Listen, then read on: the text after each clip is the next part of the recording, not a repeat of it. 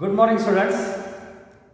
Until the previous session, we were discussing about the motion of a body, and we have just concluded work, energy, power, and we have solved a number of problems also. Now, please solve the problems from exercise or any other source. If you have doubts, you must discuss in the group. We must ask the doubts. Okay. Until now, we are discussing a body means a point body, a point mass. For example, we have studied motion in a straight line, motion in a plane, circular motion, projectile motion. So, for all these type of motions, we did not consider a body as a whole. We considered that body as a point mass. For example, you are playing with ball, football for example. When you kick the ball, we say that the ball moves with some speed. The ball moves with say 2 meters per second. When you say that it is moving with 2 meters per second, when actually you look at the ball consists of millions of particles.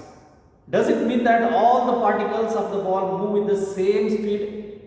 We don't know. So, in this particular topic, we are now going to try to understand the motion of an extended body or motion of system of particles. We are not going to think of a body as a point body or a point mass. We are thinking body as a system of particles. For example, this is a duster. Now we no more consider this duster as a point mass or a point body. This duster or any object for that matter consists of millions of particles. When this object moves, does it mean that all the particles of the object move with the same speed? Or when it undergoes some kind of rolling motion, when I throw it, it may not go straight like this. It may undergo a kind of rotational motion also. During that type of motion, will all the particles move with the same speed? Or will all the particles have a linear velocity? So, we are going to study the motion of extended body, not motion of a point body. So, here we consider point mass. What is point mass? Entire body was considered as a point mass.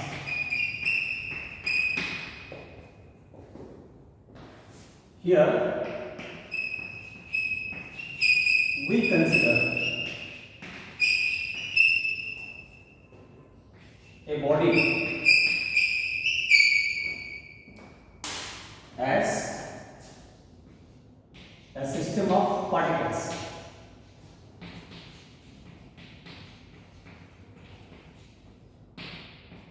System of particles. It consists of millions of particles. So during the motion of such a body, will this system of particles move together or not?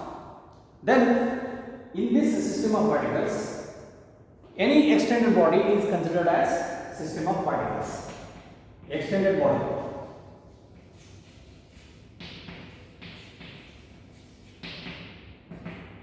Extended body may be a wheel, may be a ball, it may be any object, it may be a block. For that matter, it may be a top, spinning top, a fan, rotating fan, any body if you consider, a ball. So that is what we call it as extended body. Means we are no more considering a body as a point mass. We are no more considering it as a point mass. We are considering it as an extended body. This extended body consists of system of particles, large number of particles. In this particular topic, we are mainly focusing on extended body, that too a rigid body. What is a rigid body? Rigid body.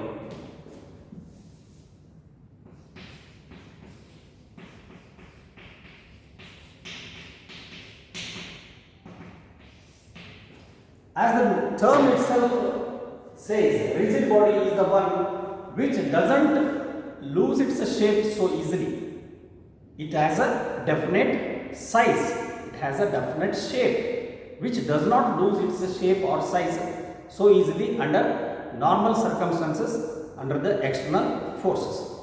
When external forces, for example, if this is a duster, if I apply normal forces from the side way or from the top way, if I apply forces under normal circumstances, the body doesn't lose its shape. Such a body we call it as rigid body. On the other hand, if you take a bladder, the football bladder filled with air, you can press it, or you can, for example, you take balloon, an inflated balloon or air filled balloon, you can compress it. You can press it on either side. When you press it, it loses its shape. So that is not a rigid body. That is a flexible body. So we are not considering such flexible bodies. We are considering rigid bodies and their motions. So rigid body is definitely an extended body, or it consists of system of particles. Then how are these system of particles in a rigid body? Table is a rigid body. Desk is a rigid body. Chair is a rigid body. A block is a rigid body. Stone is a rigid body. Then what do you mean by rigid? If we apply ordinary forces, the rigid body does not change its shape or size. It has a definite shape and unchangeable size, unchangeable shape. Definite size and unchangeable shape under normal external forces. Such a body is called as rigid body. But this rigid body again has some limitation. I said desk is a rigid body, but a bulky person, if he goes and stands on the desk and jumps on the desk, then desk will have a dent, it will bend. So rigid body under normal circumstances, what we see like a stone or a ball or a sphere or a cylinder, fan, table, chair. So such bodies are definitely extended bodies which do not change their shape under normal forces. Such a body is called as rigid body. So I will write what is a rigid body. A rigid body has a perfect, definite, unchangeable shape. A rigid body is the one which has a definite size and unchangeable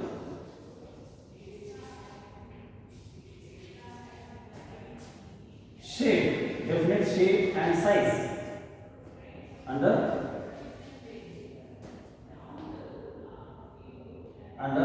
ordinary forces.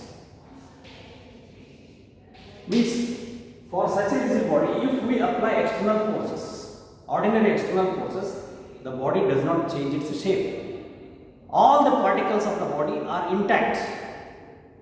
The body doesn't change its shape, means what? During its motion or under external force, the distance between the particles, any pair of particles, the distances between any pair of particles remains same.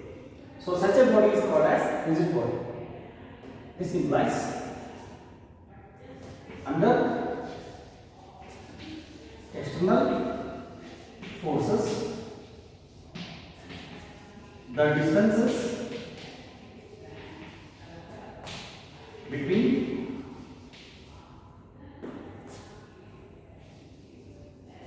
any pair of particles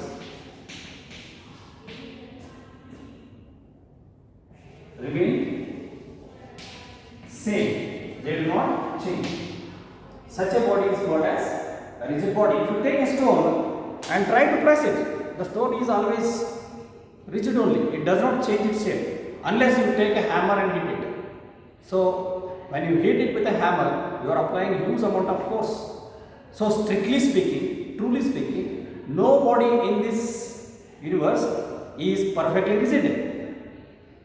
So, common cases as we come across in our daily life, wheel for example, wheel is a rigid body, a sphere is a rigid body, a cylinder is a rigid body, fan is a rigid body. So, under normal ordinary forces, the body doesn't change its shape. Such a body is called as rigid body. During its motion or when an external force is applied, simple external forces are applied, the distances between the particles of the rigid body does not change. Such a body is called as rigid body. So, we are going to focus on this rigid body, which is essentially an extended body. Rigid body is essentially an extended body consisting of a system of particles. System of particles, maybe millions of particles. So, in this topic, we are going to learn about the motion of this system of particles. Especially, we are learning different types of motion. Then, what kind of motion it will have? For example, when you kick the ball, you have observed the ball goes into the air and falls on the other side. We have studied this motion as a projectile motion, considering that body as a single particle. But when you look at the ball, will it go straight and fall on the other side? No, definitely it will have some kind of spin motion, some kind of rotational motion, some kind of rolling motion. So, all these types of motion we are going to study. So, now we are studying motion of a rigid body.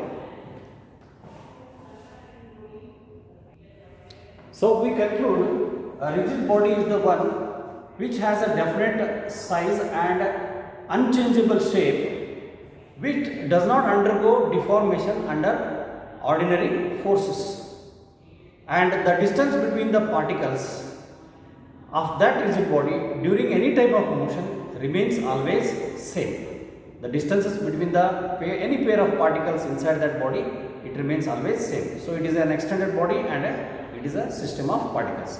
Now, let us consider one such rigid body. Consider a block. A block sliding down. A block sliding down an inclined plane.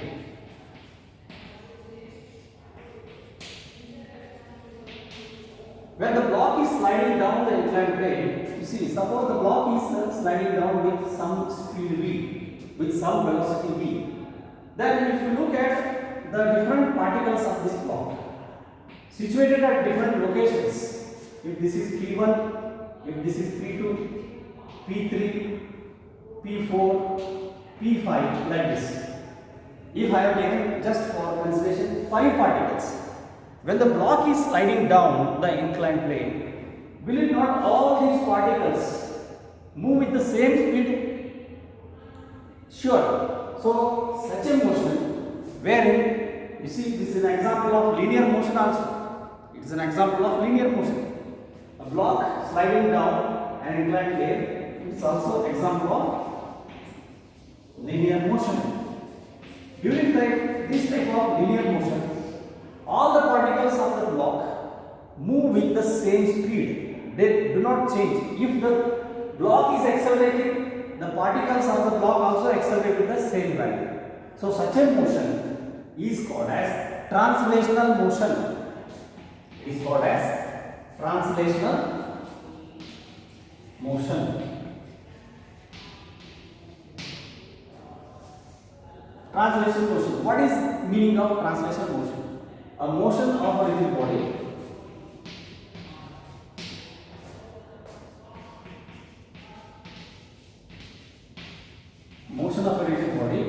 in which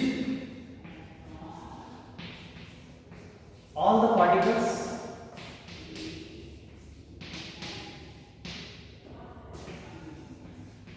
move with same velocity as that of the entire body, So if you consider entire body as some particle, say P naught, suppose this is some particle P naught. If this particle is moving with velocity v, then P1, P2, P3, P4, P5 all will move with the same velocity v. Such a motion is called as translational motion. So very important part of this translational motion is that all the particles move with the same speed or same velocity as that of the entire body. Such a motion is called as translational motion.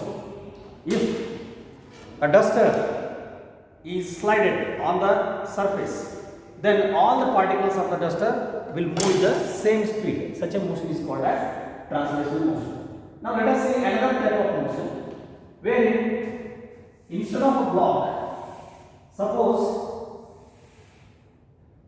a sphere is taken. A sphere is taken. Suppose this is the center of the sphere. The sphere is now shifting from top of this to the bottom. If this sphere, or it may be a cylinder also, for example, suppose a cylinder is kept here, then the sphere or cylinder or a ball, for example, it starts shifting from A to B. So what happens during this type of motion? You see, if you consider different particles at different positions, they will have different velocity. Here all the particles are having same velocity as that of the velocity of the entire block.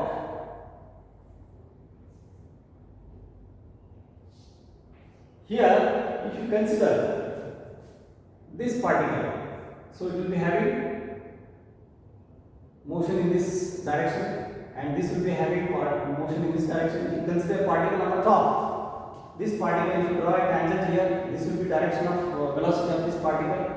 So if you call this as P1, P2, P3, let us take only 3 points, and the point which is in contact with the surface, that point doesn't move at all, but its tendency is to move back.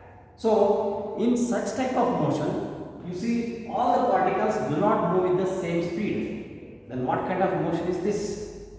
So here, if you look at this, it is moving from A to B. It is moving from A to B. So it is undergoing linear motion. Definitely it undergoes a linear motion. Motion of the body as a whole. So that is called as translational motion. Motion of a body as a whole, in simple terms, is called as translational motion. So it is undergoing translational motion. Plus, if you look at all the particles of this body are not having same velocity. They are having different velocities. Then, in addition to translational motion, in addition to linear motion, it has another type of motion. So it is having rotational motion also. When you allow a ball to move down from A to B, the ball rolls. The ball rolls and comes down to B. So this is example of rolling motion.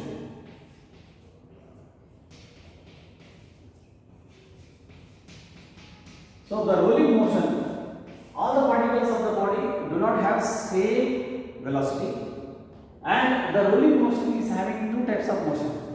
One is translational motion, motion of a body as a whole from A to B, linear motion, plus another one is rotational motion. It is having rotational motion also. So such type of motion is called as rolling motion. So rolling motion is the one wherein the body not only undergoes translational motion, it also undergoes rolling motion. For example, when you are pedaling the bicycle, the wheels of the bicycle, they roll on the road surface. As a whole, the bicycle moves from one point to another point. The bicycle moves from here to the school gate, from here to IB gate, from here to your house. So there is a motion of the cycle as a whole, that is translational motion. But this translational motion is associated with rolling motion of the wheels. The wheel undergoes rolling motion. So the rolling motion consists of two types of motion. The wheels rotate plus the wheels move from one point to another point. That is called rotational motion plus translational motion. So such a motion wherein two types of motions are there. Translational motion plus rotational motion is called as rolling motion. Rolling of a cylinder on down an inclined plane. Rolling of a sphere down an inclined plane. Rolling of car wheels.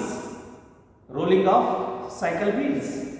Car as a whole undergoes translation motion, but there is a rolling of wheels. When the rolling of wheels take place, consider only one wheel. When the rolling of wheel take place, wheel is not constant at its position. The wheel is undergoing translation motion also. It moves from one point to another point. So such a motion wherein rolling take place, rolling has two motions. One is translation motion, another one is rotational motion. Now let us study what is rotational motion.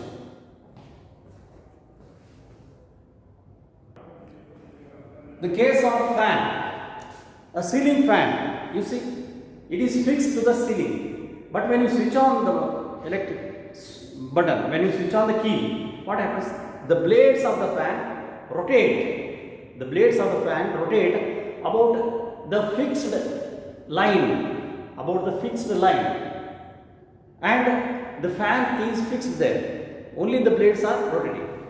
This is an example of rotational motion. Similarly, the spinning top, you must have played with the top. The spinning top, when it is spinning, all the particles of that top are undergoing rotational motion about one particular line. It is called axis. About one particular axis passing along its symmetrical line, along its nail.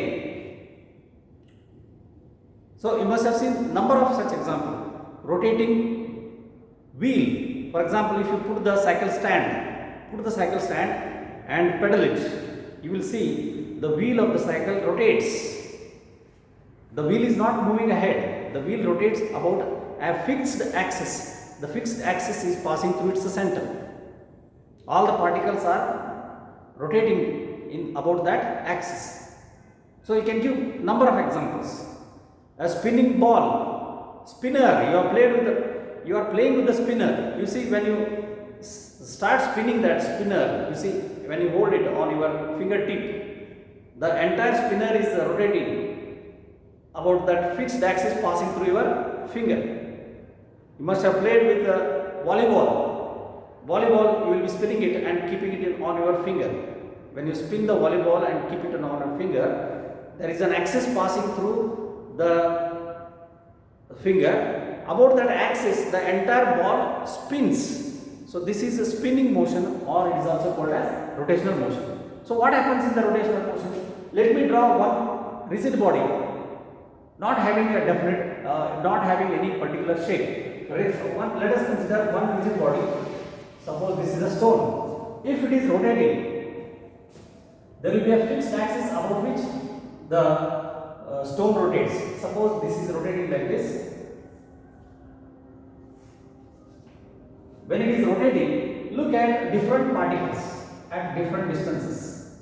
This is one particle P1 at a perpendicular distance, say R1. This is another particle P2, which is at a distance R2. This is another particle P3 at another distance R3. When you just look at only 3 points, there are millions of particles. Let us look at only 3 particles. So if you look at this P1, the P1 undergoes circular motion when the rigid body rotates like this.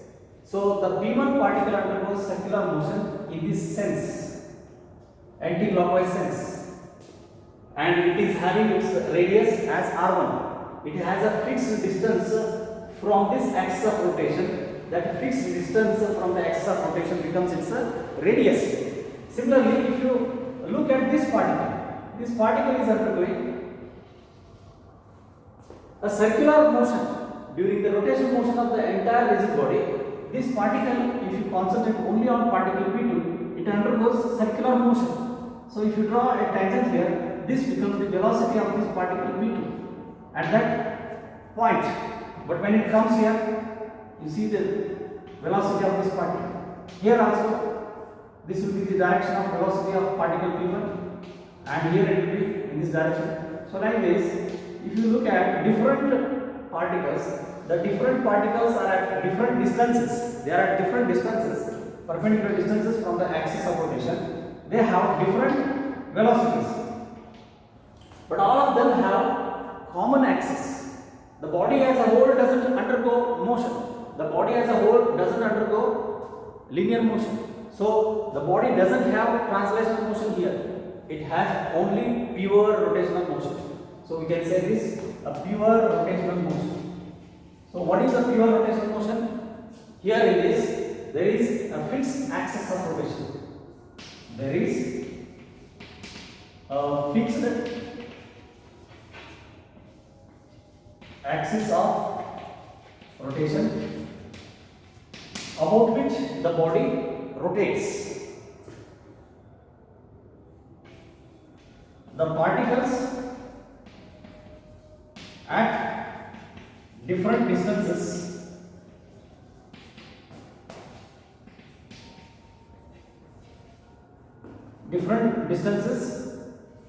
from the axis of rotation undergo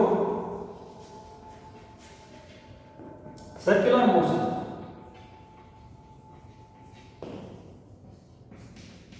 Circular motion with different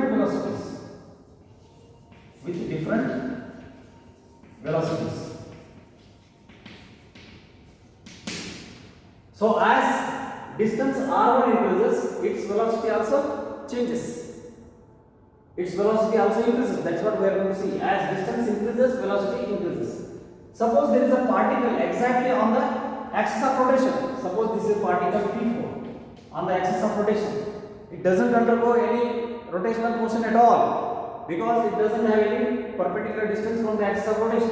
It appears as if it is at rest. So all the particles which are lying along the axis of rotation, they are assumed to be at rest. They are all having zero velocities.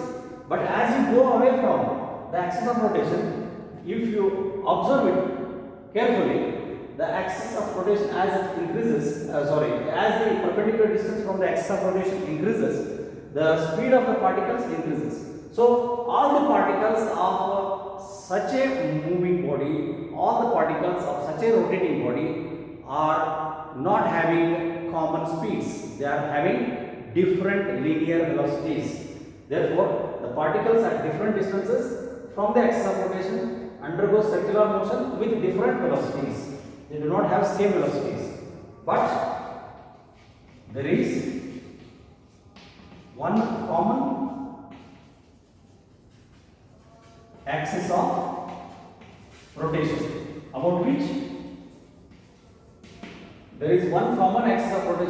about which all the particles revolve, all the particles undergo circular motion.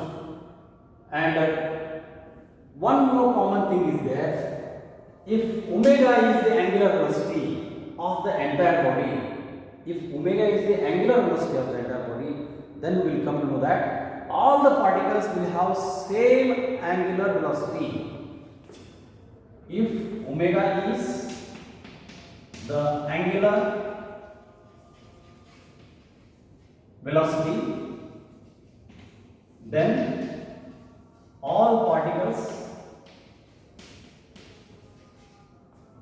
have same angular velocity omega. They will have same angular velocity, but they have different linear velocity. V will be different for different particles. Particle P1 has V1 velocity, P2 has V2 velocity, and P3 has a V3 velocity, and so on. And we have studied earlier relation between angular velocity and linear velocity. V equal to r omega. You see, omega remains constant. As r increases, V also increases. As r decreases, v also decreases. So, since the particles are at different perpendicular distances from the axis of rotation, their linear velocities differ, but their angular velocity always remain constant. Means we are considering a body undergoing rotational motion with one fixed velocity, that is fixed angular velocity omega. What is angular velocity? Rate of change of displacement. Rate of change of angular displacement. Rate of change of angular displacement is called as angular velocity. So if it is undergoing constant rate of change of angular displacement, then it is said to have constant angular velocity. If the entire body is having constant angular velocity about the fixed axis, then all the particles of that body undergo same angular velocity but different linear velocities. Such a motion is called as pure rotational motion. So I think you got the point. Today we have learned three types of motion of rigid bodies. One is translational motion, another one is pure rotational motion, the third one is rolling motion. Rolling motion is a sum of two motions, translational motion and rotational motion. So in the next period we will study, in the next session we will study the importance of rotational motion and translational motion to study the entire motion of rigid body. Thank you. Have a nice day. Bye.